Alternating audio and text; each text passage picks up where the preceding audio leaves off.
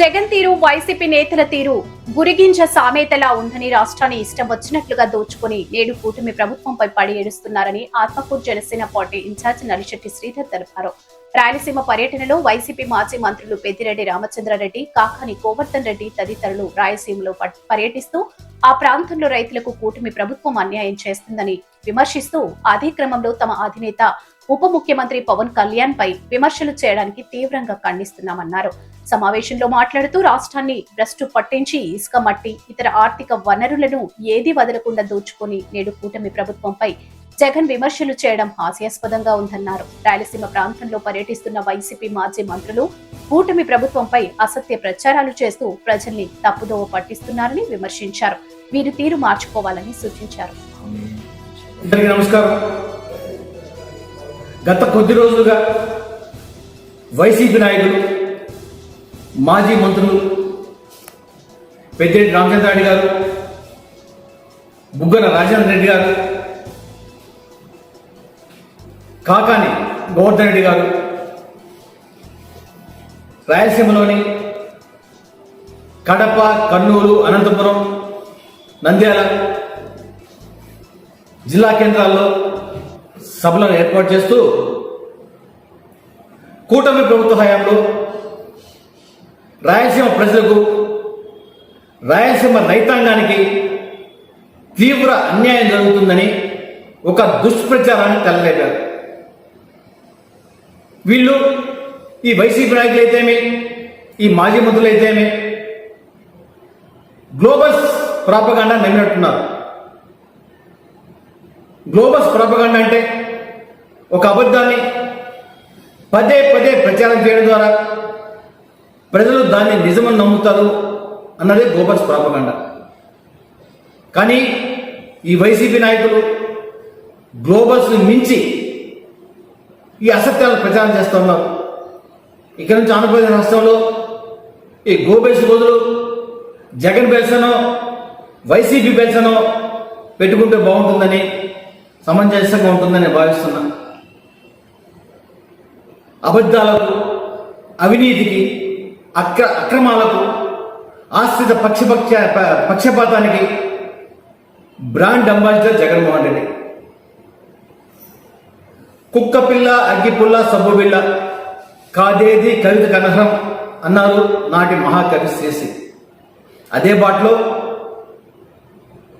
ఇసుక, లిక్కర్, గ్రావెల్తో సహా ప్రభుత్వ పథకాలన్నీ కాదేది అవినీతి కనహమని గత వైసీపీ ప్రభుత్వ హయాంలో రాష్ట్రంలో అవినీతిని కొత్త పుంతలు తొక్కించిన నీచమైన చరిత్ర జగన్మోహన్ రెడ్డి ఆధ్వర్యంలోని వైసీపీ ప్రభుత్వాన్ని. బాబాయ్ హత్య, గొడ్డలిపోటు, కోడికత్తి, గొలకరాయి, రాష్ట్రంలోని 3 ప్రాంతాల మధ్య విద్వేషాన్ని రెచ్చగొట్టే విధంగా 3 రాజధాని సిద్ధాంతాన్ని, ఈ విధంగా ఒక దుర్మార్గపు కక్ష పూరిత, విభజన పూరిత రాజకీయాలకు తెరలేపారు గత ప్రభుత్వంలో అప్పటి ముఖ్యమంత్రి జగన్మోహన్ రెడ్డి. అసలు నిన్న నంద్యాలలో జరిగిన సభలో బుగ్గన రాజేంద్రారెడ్డి గారు మా జనసేనని పవన్ కళ్యాణ్ గారి మీద అసందర్భమైన, అనుచితమైన వ్యాఖ్యలు చేశారు. ఏ అంశం? రాయలసీమ ప్రజలకు, రాయలసీమ రైతాంగానికి కూటమి ప్రభుత్వం సాగునీటి రంగంలో అన్యాయం చేస్తుందని. మీ చర్చకు మీరు పవన్ కళ్యాణ్ గారి మీద చేసిన విమర్శకు ఏమైనా సంబంధం ఉందా? పవన్ కళ్యాణ్ గారి శాఖలకి ఏమైనా సంబంధం ఉందా? అయినా మీరు ఒక విషయాన్ని మర్చిపోతున్నారు. గత వైసీపీ ప్రభుత్వంలో దేశంలో పంచాయతీరాజ్ శాఖ ఎక్కడో అట్టడుగు 24వ స్థానంలో ఉంది. అదే మా జనసేనాని పవన్ కళ్యాణ్ గారి నాయకత్వంలో దేశంలో ప్రథమ స్థానంలో నిలబడి మిగిలిన అన్ని రాష్ట్రాలకు ఆదర్శప్రాయంగా నిలిచింది పంచాయతీరాజ్ శాఖ. అదేవిధంగా గత వైసీపీ ప్రభుత్వంలో అటవీ శాఖ అంటే అవినీతికి కేర్ ఆఫ్ అడ్రస్. శేషాచలం అడవుల్లో ఎర్రచందనం చెట్లను నరికి స్మగ్లింగ్ చేయడం ద్వారా కొన్ని వేల కోట్ల రూపాయల ప్రజాధనాన్ని లూటీ చేసిన నీచమైన చరిత్ర గత వైసీపీ ప్రభుత్వాన్ని.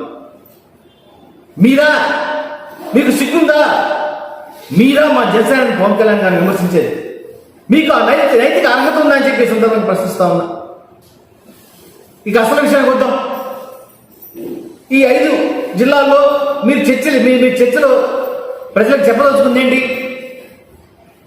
చర్చిద్దామా? కూటమి ప్రభుత్వంలో రాయలసీమ ప్రజలకు రైతాంగానికి అన్యాయం జరిగిందో, వైసీపీ ప్రభుత్వంలో రాయలసీమ రైతులకు ప్రజలకు అన్యాయం జరిగిందో చర్చిద్దామా? చర్చించే దమ్ము మీకుందా? ఆ వివరాలని ప్రజలకు తెలపవలసిన కూటమి భాగస్వామి పార్టీ అయిన జనసేన పార్టీగా ప్రజలకు ఈ వివరాన్ని తెలియజేసిన అవసరం నాకు ఎంతైనా ఉందని సందర్భంగా తెలియజేస్తున్నా. అసలు మీ హయాంలో ఏం జరిగింది? 2020 జనవరి 5వ తారీఖున 3,378 కోట్ల రూపాయల అంచనాలతో రాయలసీమ లిఫ్ట్ ఇరిగేషన్ ప్రాజెక్టుని శంకుస్థాపన చేశారు అప్పటి ముఖ్యమంత్రి జగన్మోహన్ రెడ్డి. ఆ ప్రాజెక్ట్ ఎవరికి ఇచ్చారు? మీ అనుంగు మంత్రి ఒక సహచరుడు పెద్దిరెడ్డి రామచంద్రారెడ్డి గారికి ఆ ప్రాజెక్ట్ ఇచ్చి వేల కోట్ల రూపాయల అవినీతిని దోచుకోమని చెప్పి మీరు చెప్పేశారు. ఎందుకంటున్నానంటే ఈ ప్రాజెక్టు అనుమతులు తీసుకోలేదు, ఈ ప్రాజెక్ట్ మధ్యలో ఆగిపోతుందని మీకు తెలిసినా అవినీతిని ప్రజల సొమ్మును దోచుకునేదానికి ఈ ప్రాజెక్ట్ మీరు ప్రారంభించారని నేను ఆరోపిస్తున్నాను. అదే సంవత్సరం అక్టోబర్ నెల 29వ తారీఖున ఈ ప్రాజెక్టును ఆపేస్తూ నిలుపుదల చేస్తూ నేషనల్ గ్రీన్ ట్రిబ్యునల్ స్టే ఇచ్చింది. దీనికి కారణం ఎవరైనా? పక్క రాష్ట్రంలో ఉన్న నీ సహచర ముఖ్యమంత్రి, నీ అనుంగు సోదరుడు, జిగిరి దోస్తు కేసీఆర్ ఏం చేశారు? నేషనల్ గ్రీన్ ట్రిబ్యునల్ కంప్లైంట్ చేశారు. అయ్యా, ఎటువంటి అనుమతులు తీసుకోకుండా ఆంధ్రప్రదేశ్ ప్రభుత్వం కృష్ణా నదీ జలాలను దోచుకునేదానికి మరో ప్రాజెక్టును రెడీ చేసింది, దీన్ని ఆపవలసిందిగా ఆయన గ్రీన్ ట్రిబ్యునల్ ఆశ్రయించారు. ఆ తర్వాత 3.5 సంవత్సరాల కాలం మీరే అధికారంలో ఉన్నారు కదా. మీకు మీ పక్క రాష్ట్రం తెలంగాణ రాష్ట్రం కేసీఆర్కి మంచి స్నేహం ఉంది కదా. మీరు ఆయన చెప్పుండొచ్చు కదా. రాయలసీమ ప్రజలకు, రాయలసీమ రైతాంగానికి మేలు చేసే ఉద్దేశం మీకు ఉండుంటే కేసీఆర్ని బట్టివాళ్ళు బామాలు, అయ్యా నేను రాయలసీమ బిడ్డని, ఈ ప్రాంతంలో పుట్టి పెరిగాను, రాయలసీమ ప్రజలకు అన్యాయం చేయొద్దు, ఈ ప్రాజెక్టుకి మీరు అడ్డం రావద్దని చెప్పి కేసీఆర్ బిడ్డలు ఒప్పించుకో ఉంటే అప్పుడే ప్రాజెక్టు మొదలయ్యేది. కానీ ఇదంతా ప్రజల సొత్తును దోచుకోవాలని మీరు ఆడిన డ్రామా కాబట్టి ఆయన మీరు అడగలేదు, ఆయన ఒప్పుకోలేరు. ఇదంతా మీ హయాంలో, మీ ప్రభుత్వ హయాంలో మీ అసమర్థత కారణంగా కొన్ని వేల కోట్ల రూపాయల ప్రజాధనం మీ ప్రభుత్వ హయాంలో వృధా జరిగింది. ఇప్పుడు మీరేం మాట్లాడుతున్నారు? ఈ నెపాన్ని కూటమి ప్రభుత్వం మీద వేస్తున్నారు. ఇది ఎంతవరకు సమంజసం? ప్రజలు అమాయకులు అనుకుంటున్నారా? మీరు పదే ఈ గోబల్స్ ప్రచారం లాగా విష ప్రచారం చేస్తామని ప్రజలు నమ్ముతారనుకుంటున్నారా? ఖచ్చితంగా ప్రజలకి మేము జరిగి చెప్తాం, ప్రజల పక్షాన్ని నిలబడతాం.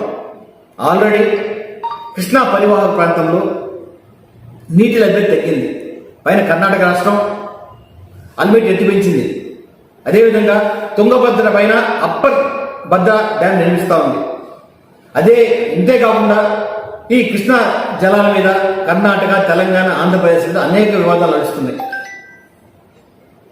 ఆల్రెడీ మనకి ఈ కృష్ణా నది మీద మనకి అధికారికంగా చట్టబద్ధమైన ప్రాజెక్ట్ ఏంటంటే పోతిరెడ్డిపాడు నుంచి ఈ కృష్ణా వరద జలాల టైంలో 44,000 క్యూసెక్కులు వరద నీరు బనకచెల కాన్సెంట్రేటర్ వస్తే అక్కడి నుంచి ఇటు సోమశిల, కండలేరు, ఇటు తమిళనాడులోని ప్రాంతాలకి తాగునీరు వెళ్ళడం. అంటే పోలవరం నుండి బనకచెర్లకు గోదావరి వరద జలాలను దాదాపు 200 టీఎంసీలు తీసుకొచ్చే ఒక బృహత్తరమైన ప్రణాళికను మేము రూపొందించాం, మా కుటుంబ ప్రభుత్వం రూపొందించింది.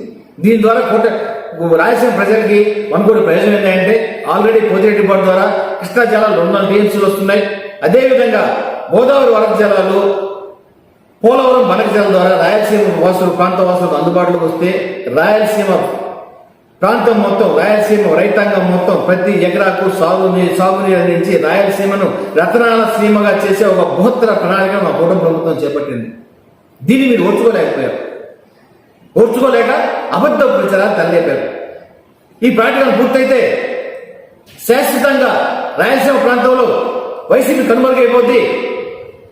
కూటమి ప్రభుత్వాన్ని ఆపలేము కాబట్టి ఈ ప్రాజెక్ట్ ఎట్టని ఆపాలా అన్న దురుద్దేశంతో పక్క రాష్ట్రమైన కేసీఆర్తో మీరు కుట్రలు కుయుక్తులతో ఈ ప్రాజెక్టు కూడా ఆపేదానికి ఎన్నో ప్రయత్నాలు చేస్తున్నప్పటికీ చంద్రబాబు నాయుడు గారు, అదేవిధంగా పైన నరేంద్ర మోడీ గారు, అదేవిధంగా పవన్ కళ్యాణ్ గారి ఆధ్వర్యంలోని ఈ కూటమి ప్రభుత్వం ఈ ప్రాజెక్టు ద్వారా రాయలసీమ రత్నాలసీమ చేసే ఈ బృహత్తర ప్రణాళిక మేము ముందుకు పోతామని చెప్పి సందర్భంగా తెలియజేస్తా ఉన్నాం. రాయలసీమ ప్రాంత వాసు పక్షాన రాయలసీమ రైతాంగం పక్షాన్ని నిలబడి పనిచేస్తున్నామని మీకు దమ్ముందా? నేను సవాల్ చేస్తున్నా.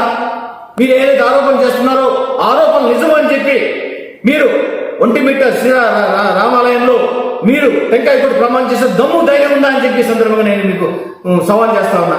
ఇప్పటికైనా మీ అసత్య ప్రచారం మానుకొని రాయలసీమ ప్రజలకు, రాయలసీమ రైతాంగానికి ఉపయోగపడే ఈ బనకచెర్ల పోలవరం ప్రాజెక్టుకు మీ సంపూర్ణ సహాయ సహకారం అందించి మీ తోడ్పాటు అందిస్తే రాయలసీమ ప్రాంత వాసులు మిమ్మల్ని కొంతైనా మన్నిస్తారు. లేకపోతే రాయలసీమ ప్రాంతం నుండి మిమ్మల్ని తరిమి కొడతారని చెప్పి సందర్భంగా హెచ్చరిస్తా ఉన్నా. జై జనసేన, జై జనసేన, జై జనసేన, జై జనసేన.